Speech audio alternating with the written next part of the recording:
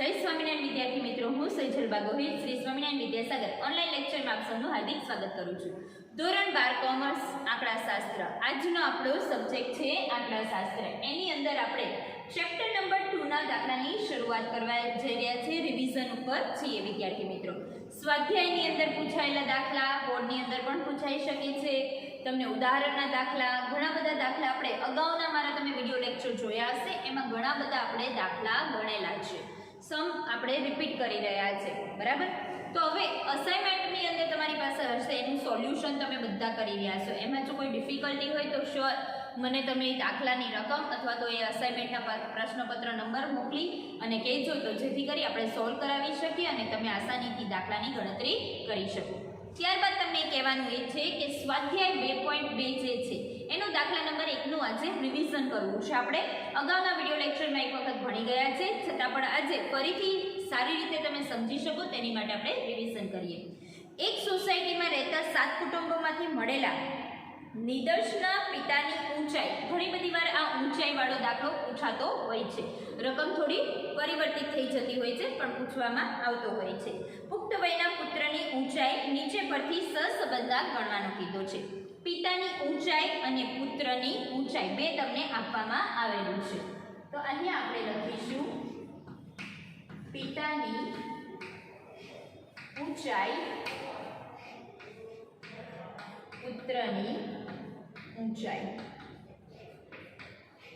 પિતાની x અને પુત્રની y, આ રીતે આપણે લઈ લેવાનું. સૌથી પહેલા રકમ લખી નાખવાની અને ત્યારબાદ કઈ પદ્ધતિ આપણે જોઈશું એ જોઈએ.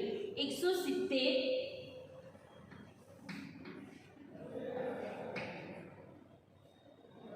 168 67 66 65 64 66 અને 64. ઓકે, y ની અંદર 72 68 70 72 68 70 168 65 67 અને 66. આ રીતે સૌથી પહેલા તમારે લખી નાખવાનું આનું ટોટલ અને આનું ટોટલ.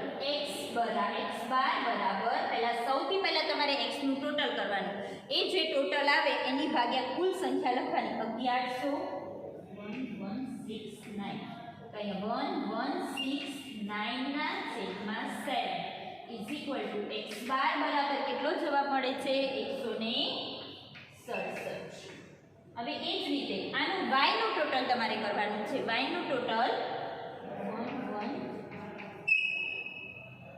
y બાર બરાબર છેદમાં 7. તો હવે એનું જે ભાગાકાર કરીએ 168 સેમી. આ બે વસ્તુ આપણને ક્લિયર મળી ગઈ.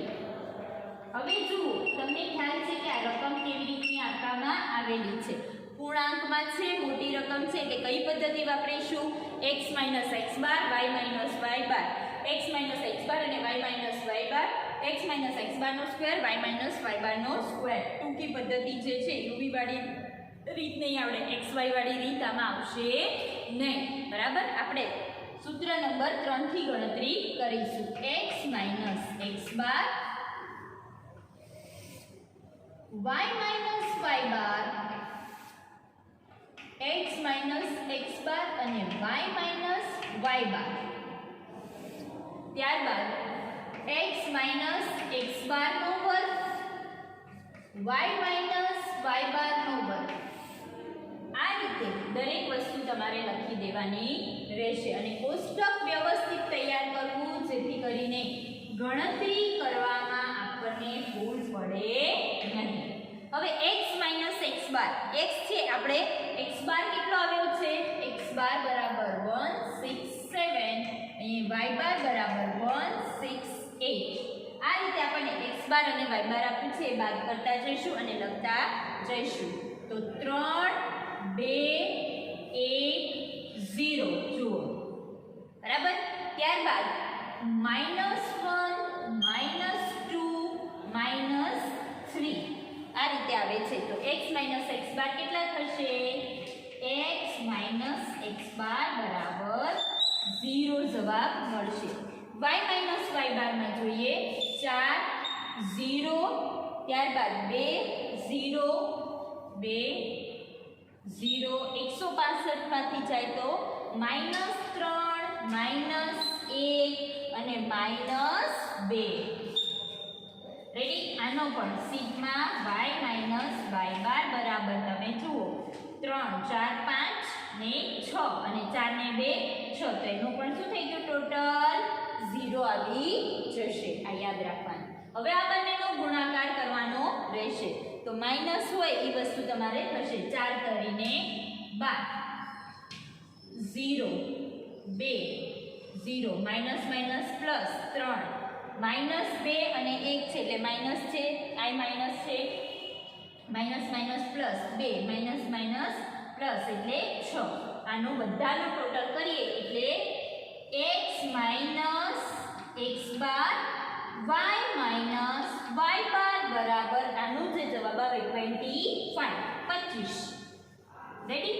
હવે x નો સ્ક્વેર કરવાનો રહેશે 9 4 1 0 1 4 9 અને આનો શું કરી નાખવાનો total sigma x minus x બાર નો વર્ગ બરાબર કેટલા થશે? એનો જવાબ તમારે આવશે 28. y ની વાત કરીએ તો 4 નો વર્ગ 16 0 4 0 9 1 4 y માઇનસ y બાર નો સ્ક્વેર બરાબર એનો જે જવાબ છે 34. આ રીતે તમારે સૌથી પહેલા સરસ મજાનું કોષ્ટક તૈયાર કરી દેવાનું. કોષ્ટક તમારું રેડી થઈ જાય ત્યારબાદ તમારે પદ્ધતિસર સૂત્ર મૂકવાનું રહેશે અને સૂત્ર પ્રમાણે દાખલાની ગણતરી કરવાની છે. હવે તમને બધાને ખ્યાલ જ છે કે આમાં કેવું સૂત્ર આવશે? સહસંબંધાંક r બરાબર સહસંબંધાંક r બરાબર આપણું જે સૂત્ર છે એ સૂત્ર તમારે લેવાનું સિગ્મા x માઇનસ x બાર y માઇનસ y બાર છેદની અંદર તમારે રૂટમાં સિગ્મા x માઇનસ x બાર નો વર્ગ ઇન્ટુ બીજા રૂટમાં સિગ્મા y માઇનસ y બાર નો સ્ક્વેર આ રીતે તમારે રૂટ કરી નાખવાનો રહેશે. હવે બધાની રકમ આપણે જે લખી દઈશું જેથી કરી સૂત્રમાં રકમ મૂકવી સરળ પડે. સિગ્મા x માઇનસ x બાર ને y માઇનસ y બાર બરાબર આપણને કેટલા મળ્યા? 25. બરાબર? કેટલા મળશે? 25. હવે x માઇનસ x બાર સિગ્મા x માઇનસ x બાર નો વર્ગ બરાબર 28. કેટલા મળે છે? 28. અહીંયા લખું 28. સિગ્મા y માઇનસ y બાર નો સ્ક્વેર બરાબર 34. ત્રણે ત્રણ રકમ આપણી પાસે આવી ગઈ. એ રકમ આપણે શેમાં મૂકીશું? સૂત્રમાં મૂકતા. અહીંયા લખું તમારે સૂત્રમાં મૂકતા બરાબરની નિશાની કરવાની. ત્યારબાદ r બરાબર સૂત્રની અંદર છે 25 આવશે. 25 ના છેદમાં એક રૂટની અંદર 28 ગુણ્યા બીજા રૂટની અંદર 34. આ રીતે તમારે સિમ્પલી રકમ મૂકવાની છે. હવે બંને જે નીચે રૂટમાં આપેલું છે બરાબર 25 ના 25 આ બંનેનો શું કરી નાખવાનો? ગુણાકાર કરી નાખવાનો. રૂટમાંથી કાઢવાના નથી. 952. ઓકે? ત્યારબાદ તમારે 25 ભાગ્યા 952 કરે એને આપણે 25 ભાગ્યા 952 ને પહેલા રૂટમાંથી આને કાઢી નાખો. ચાલો 25 ના છેદમાં આ રકમ 952 રૂટમાંથી કાઢીએ એટલે 30.85 જવાબ મળશે. 30.85 બરાબર. આ બંનેનો શું કરી નાખવાનો?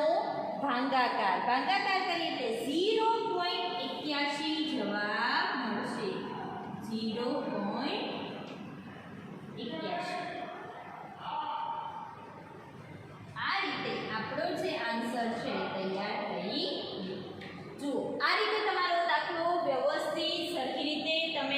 રિવિઝન કરશો તો અવશ્ય પૂરેપૂરા ગુણ તમે પ્રાપ્ત કરી શકશો. 5 ગુણની અંદર 8 પ્રકારના દાખલા પણ પૂછવામાં આવે છે. સૌથી પહેલા એક જ વસ્તુ યાદ રાખવાનું છે કે x બાર અને y બાર તમને કેવી રીતે મળે છે. પૂર્ણાંકમાં મળ્યો છે, અપૂર્ણાંકમાં મળ્યો છે. પૂર્ણાંકમાં છે તો નાની સંખ્યા છે, મોટી સંખ્યા છે. અપૂર્ણાંકમાં છે તો એકદમ નાની સંખ્યા છે, મોટી સંખ્યા છે. એ પરથી સૂત્ર નંબર 1, સૂત્ર નંબર 2 અને સૂત્ર નંબર 3 કયું સૂત્ર એપ્લાય કરવું એ તમારા ઉપર ડિપેન્ડ છે. આ રીતે વિચારી સમજીને પછી જ દાખલાની ગણતરી કરવી. એકદમ સિમ્પલ અને સાદું, એટલે પૂરેપૂરા તમે ગુણ પ્રાપ્ત આમાં કરી શકશો. ફરીથી રિપીટ કરીએ. પિતા અને પુત્રની ઊંચાઈની વાત કરવામાં આવી હતી, તો આ રીતે આપણે કહી શકીએ છીએ. તેથી પિતાની ઊંચાઈ અને પુત્રની ઊંચાઈ વચ્ચે સહસંબંધાંક r બરાબર 0.81 મળે છે. આ શું મળ્યું? પિતા પુત્રની ઊંચાઈ r નો સહસંબંધાંક r બરાબર 0.81 જવાબ મળે છે. દરેક જવાબ આ રીતે હાઇલાઇટ કરવા, બોક્સ બનાવવા, જેથી કરી તમે વ્યવસ્થિત દાખલો દેખાઈ શકે. ચેપ્ટર નંબર 2 નો આ આપણો દાખલો છે. સ્વાધ્યાય 2.2 દાખલા નંબર 1. ઓકે, આ રીતે ગણતરી કરશો તો પૂરેપૂરા ગુણ તમે પ્રાપ્ત કરી શકશો. આવા ઘણા બધા દાખલા તમને પાઠ્યપુસ્તકમાં આપેલા છે, ઉદાહરણમાં આપેલા છે, ત્યારબાદ અસાઇનમેન્ટમાં પણ આ પ્રકારના દાખલા આપેલા છે જે તમારે ગણતરી કરવા. જેથી કરી જેટલી પ્રેક્ટિસ કરશો તેટલા દાખલા સરળતાથી તમને આવડશે. બરાબર. આવા બીજા દાખલા સાથે, અવનવા દાખલા સાથે ફરીથી નેક્સ્ટ વિડીયોમાં આપણે મળીશું. ત્યાં સુધી આવજો, પ્રેક્ટિસ કરતા રહેજો, મહેનત ખૂબ જ કરજો, જેથી કરી સારું પરિણામ તમે લાવી શકો વિદ્યાર્થી મિત્રો.